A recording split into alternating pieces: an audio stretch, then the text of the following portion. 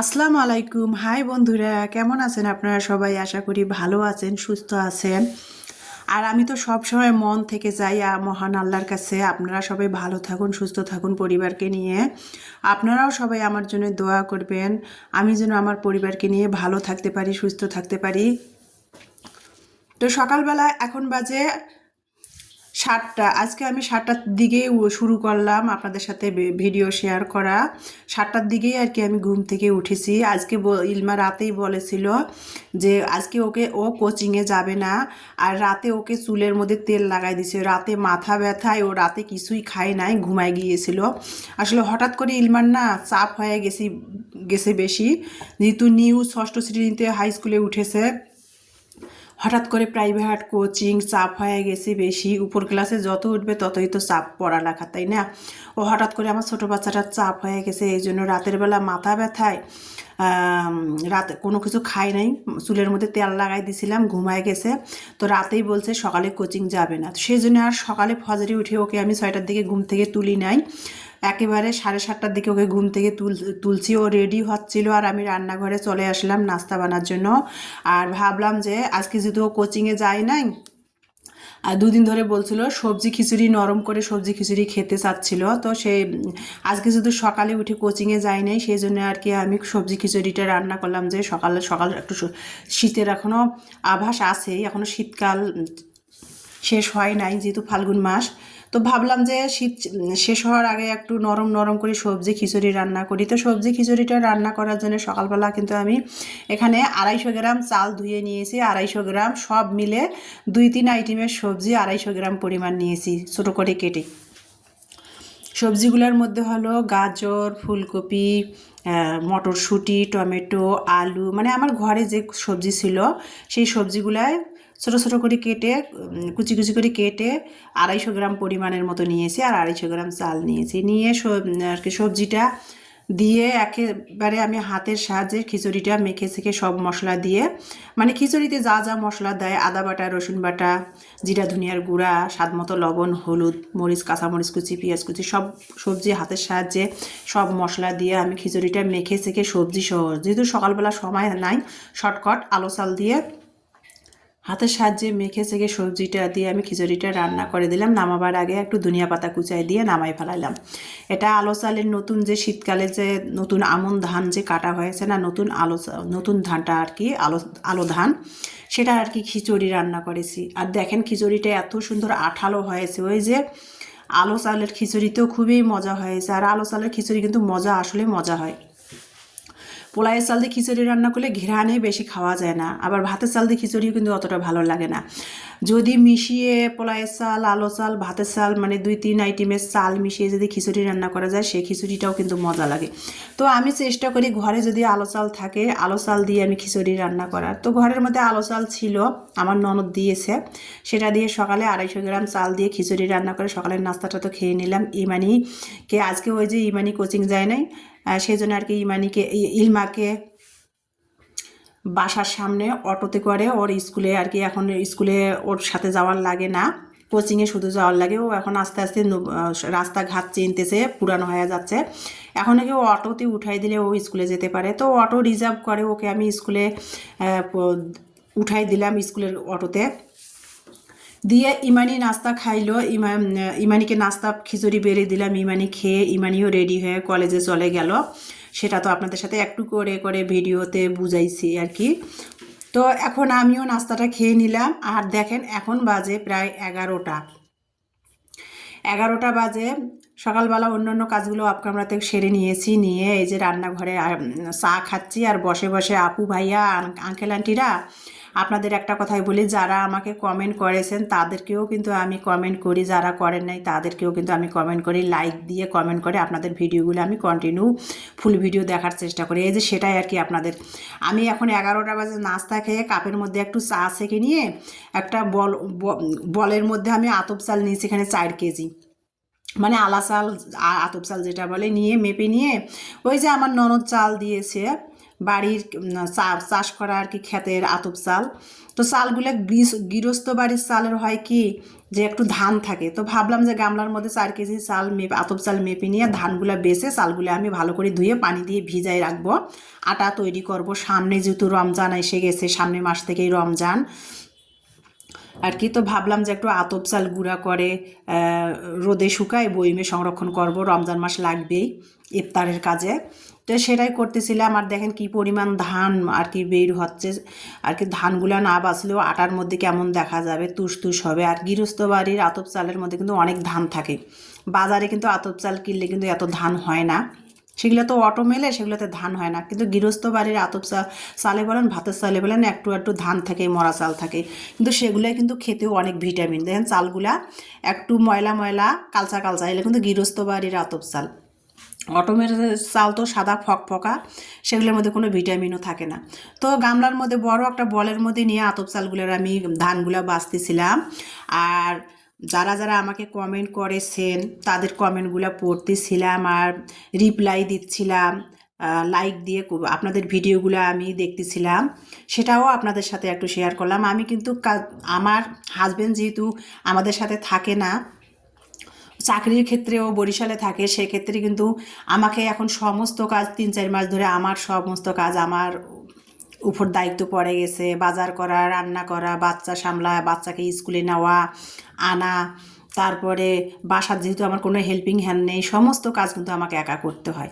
তো তারপরে কিন্তু শত কাজের মধ্যেও কিন্তু আমি আপনাদের ভিডিওগুলো দেখার চেষ্টা করি, ফুল ভিডিও কমেন্ট করার চেষ্টা করি ইদানিং, তারপরে লাইক দিয়ে আপনাদের পাশে থাকার চেষ্টা করি। তো সেটাই আর কি আমি দেখতেছিলাম, কাজ করতেছি প্লাস এই দেখেন হাতে আমার চালের কি ময়লা, তারপরও কাজ করতেছি আর আপনাদের সাথে ভিডিওগুলো, আপনাদের কমেন্টগুলো পড়তেছি, প্লাস আপনাদের রিপ্লাই দিচ্ছি, আপনাদের ভিডিওগুলোও আমি দেখতেছিলাম।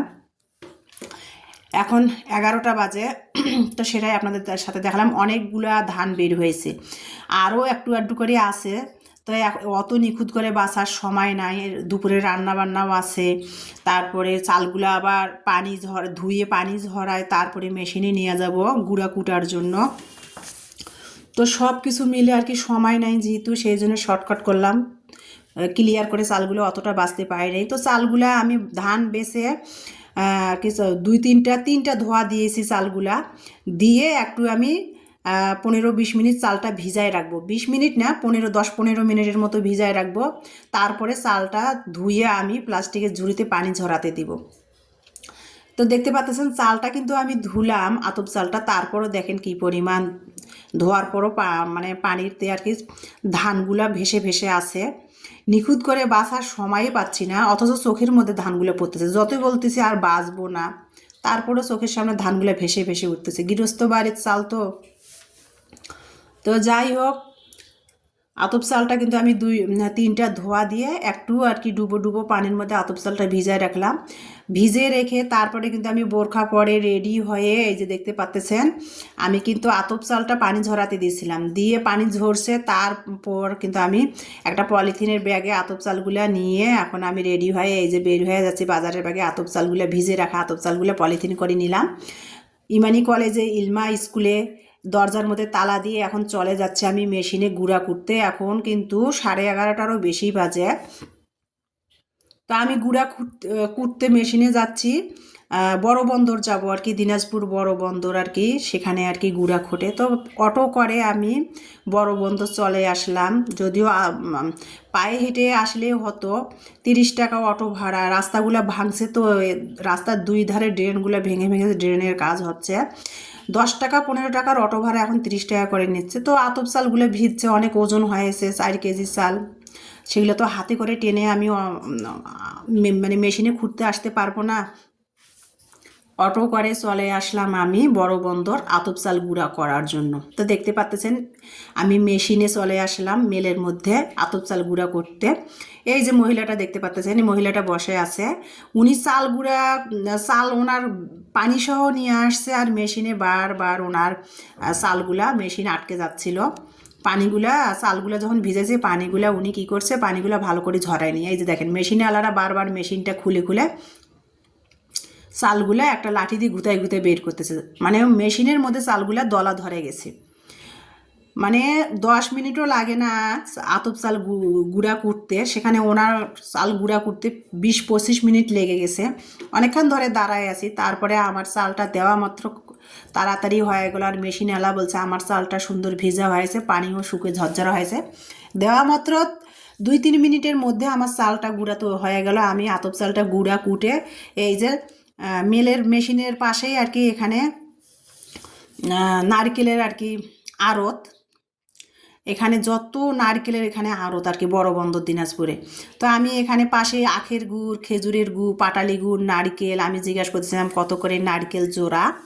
ওনারা বলতেছিল দোকানে এমনি যারা হাতে কেটে নারকেল বিক্রি করে সেখানে নারকেল 200 টাকা বা 180 টাকা জোড়া, আর ওনারা বলতেছিল যে 220 টাকা নাকি নারকেলের জোড়া। তো নিলাম না, খালি দরদাম করলাম, করে আমি চলে আসলাম একটা কুকারিজের দোকানে। পাশে কুকারিজের দোকান ছিল, সামনে যেহেতু রোজা, রমজান মাস যতই প্লাস্টিকের কন্টেনার টিফিন বাটি থাক না কেন তারপরও শর্ট পড়ে। তো সেখানে আমি এসে দেখতেছিলাম, দরদাম করতেছিলাম যে 20-30 টাকা দামের প্লাস্টিকের টিফিন বাটিগুলো কিনবো। রমজান মাস ফ্রিজে ডাল বেটে হাবিজাবি খাবার দাবার ফ্রিজে রাখতে হয়, লাগেই রমজান মাস। যত কিছুই থাক রান্নাঘরে কুকারিজের প্লাস্টিকের বাটি বা কাঁচের বাটি বা স্টিলের বাটি, তারপর রমজান মাস কিন্তু শর্ট পড়ে যায়। তো যাই হোক, সেটা করে আটাগুলো খুঁটে নিয়ে আমি চলে আসলাম ডাইরেক্ট, বোরখাটা বাসায় খুলে আমি কিন্তু চলে আসলাম ছাদে। এখন বাজে প্রায় 1:45। ছাদে চলে আসলাম। ছাদে এসে যে মানে ওয়েদারটা দেখলে বুঝতে পারবেন, মানে কড়া রোদ উঠেছে। আর সেই রোদের মধ্যে আমি চালটা আর কি ব্যাগ থেকে বের করে চালের গুঁড়াটা একটা পরিষ্কার ওন্না পেরে দিয়ে আমি এখানে চালের গুঁড়াটা টেবিলে, বাড়িওয়ালা ভাইদের টেবিলে একটা ছাদে ছিল সেটা পরিষ্কার করে চালের গুঁড়াগুলা রোদে শুকাচ্ছি। আর অপর সাইডে আবার বাড়িওয়ালা ভাইদের রান্নাঘরেই ছাদে রোদ লাগতেছে, বাকি ব্যাগ থেকে, পলিথিনের ব্যাগ থেকে চালের গুঁড়াগুলা ঢালতেছি, ঢেলে ঢেলে ওড়না বিছাই বিছাই ছাদে শুকাচ্ছি। যেহেতু সামনে রোজা, সংরক্ষণ করে বইমে রেখে দিব, একটু কষ্ট হবে। আর তারপরে চালের আটাগুলা রোদে শুকাতে দিয়ে এসে চলে আসলাম ঘরে। চারিদিকে জহরের আজান দিচ্ছে। রান্না এখনও হয় নাই, ওই যে সকালে সবজি খিচুড়ি রান্না করছি সেটাই খাওয়া হয়েছে, এখনও অল্প একটু রয়েছে। ইমানি কলেজ থেকে অলরেডি চলে এসেছে। তো ভাবলাম যে কি রান্না করব, ফ্রিজ খুলছি যে কি রান্না করব, কি সবজি বের করতে যাওয়া দেখি টমেটোগুলো কিছুদিন আগে ইলমার বাবা 3 কেজি এত টমেটো নিয়ে আসছিল। তো টমেটোগুলো নষ্ট হয়ে যাচ্ছে, টমেটোগুলো বেশি পেকে গেছে, নষ্ট হয়ে যাচ্ছে। তো ভাবলাম যে টমেটোগুলো বেছে বেছে যেগুলো ভালো সেগুলো ডিপ ফ্রিজে রেখে দিলাম সংরক্ষণ করে, আস্ত কয়েকটা পলিথিনে রেখে দিলাম, আর বাকিগুলো কেটে কেটে বক্সে করে রেখে দিলাম। আর যেগুলো একেবারে নরম হয়ে গেছে সেগুলোর আজকে খাটা রান্না করব। তো টমেটোর খাটাটা রান্না করব, মশলার বক্সটাও বের করে নিলাম। ভালো টমেটো যেগুলো সেগুলো কেটে কেটে ফ্রিজে রেখে দিলাম, আর যেগুলো একেবারে নরম হয়ে গেছে সেগুলোর খাটা তৈরি করব। তো টমেটোর খাটাটা রান্না করলে আমার 2 মেয়ে পছন্দ করে।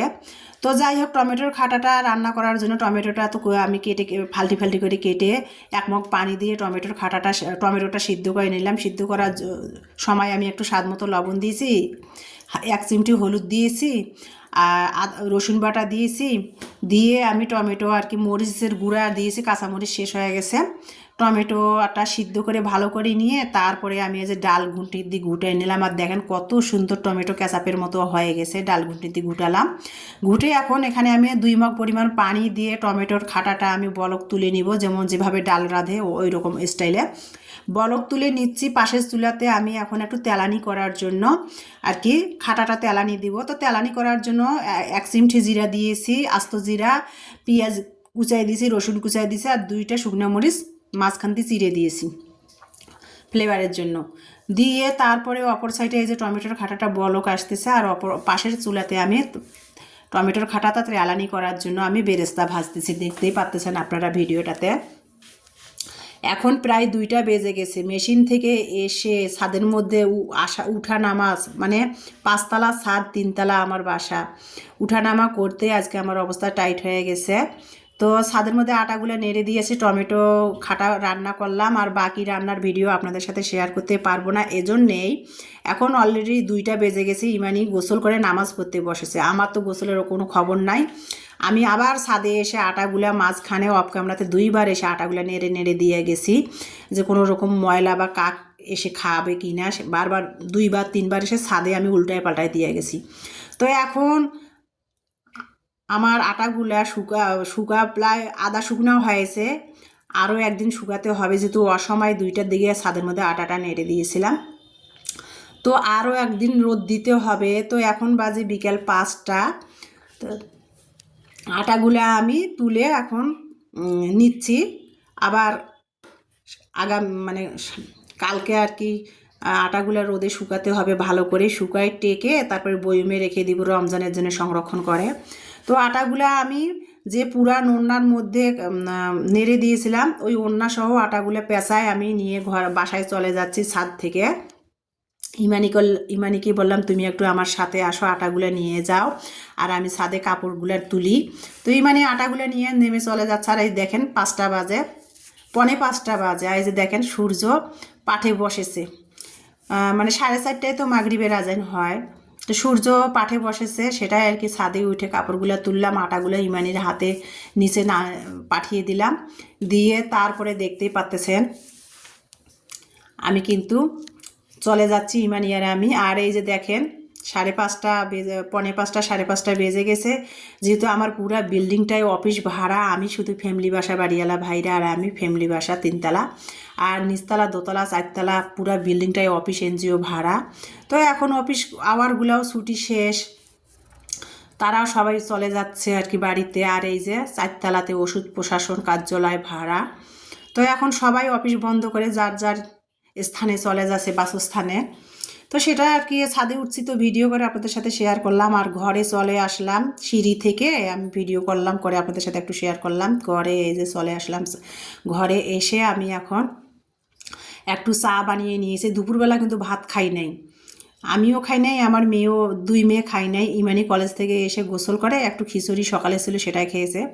আর আজকে কোনো রান্না বান্নাও হয় নাই, রাতে রান্না করব, খাটা রান্না করেছি সেটা আছে, সেটা তো আপনাদের সাথে শেয়ার করে দিলাম। রাতে ভাবলাম যে একটু ডিম ভেজে নিব আর একটু আলু ভর্তা করে নিব, তো সেটা তো আর রাতে আপনাদের সাথে ভিডিও শেয়ার করা সম্ভব হবে না, যেহেতু আমি এখন বাজে 7:30 ভিডিও এডিট করে ভয়েস দিচ্ছি আপনাদের মাঝে। তো যাই হোক, আর সন্ধ্যাবেলা একটু চা বানিয়ে নিয়েছি, কয়েকটা আঙ্গুর ছিল, আর ওই যে শবে বরাতের বুটের হালুয়া, গাজরের হালুয়া ছিল, সেটা নিয়ে সন্ধ্যাবেলা নাস্তা খাচ্ছি আর আপনাদের সাথে শেয়ার করতেছি। তো আজকের ভিডিওটা আমার দেখার জন্য আপনাদের অসংখ্য অসংখ্য ধন্যবাদ। নেক্সট ভিডিও দেখার সবাইকে আমন্ত্রণ জানাচ্ছি। সবাই ভালো থাকবেন, সুস্থ থাকবেন। আল্লাহ হাফেজ।